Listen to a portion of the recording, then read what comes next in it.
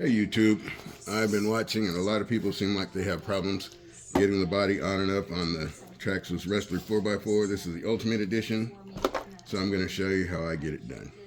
First off, you remove the back latch, pull it up, make sure it clicks. Then you push forward with your thumb and it lifts the body up.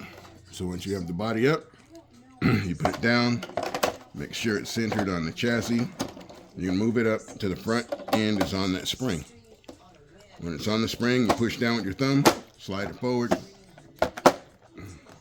click the bottom in, we're good to go. I'll do it one more time.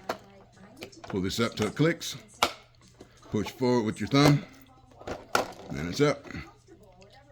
So we put it down, make sure the front is right on the spring, make sure the body is centered on the chassis, and you're going to push forward. We're going to let it down.